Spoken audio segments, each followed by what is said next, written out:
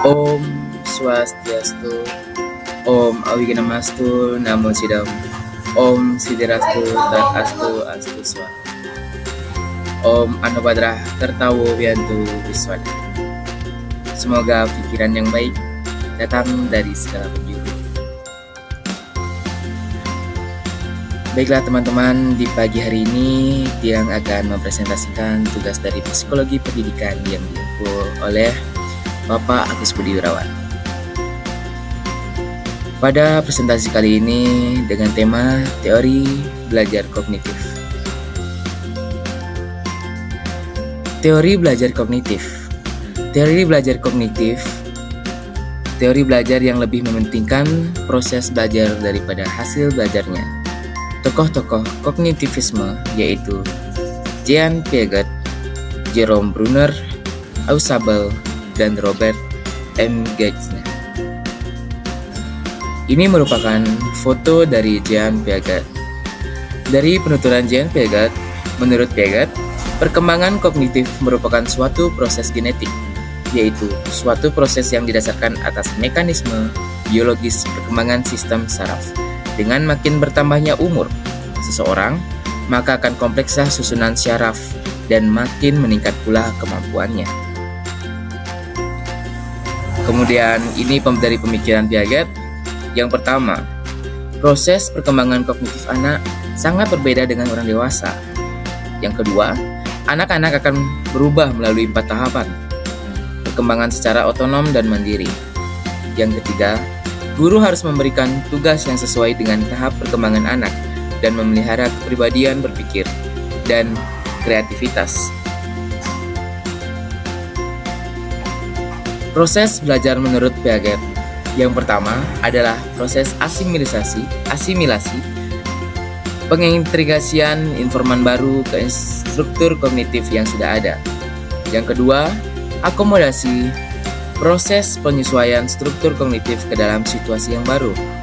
Dan yang ketiga, kualibrasi atau penyesuaian kesinambungan, sentres asimilasi, dan akomodasi.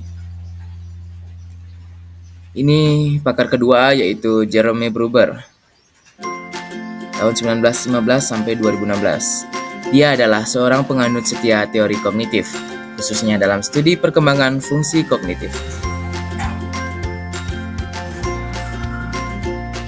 Ini Discovery Learning Bruner atau pembelajaran dari Bruner.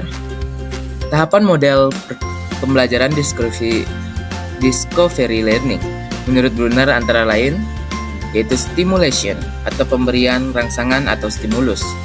Yang kedua, problem statement atau identifikasi masalah atau penyataan.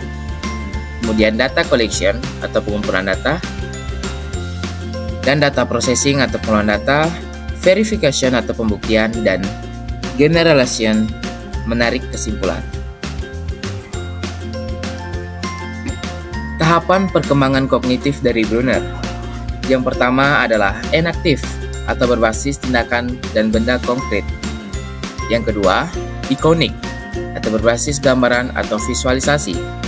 Yang ketiga, simbolik berbasis simbol abstrak, bahasa, matematika, dan logika. Kemudian, ini merupakan ahli dari kognitif yaitu David Ausubel. David Paul Ausubel adalah seorang psikolog asal Amerika Serikat.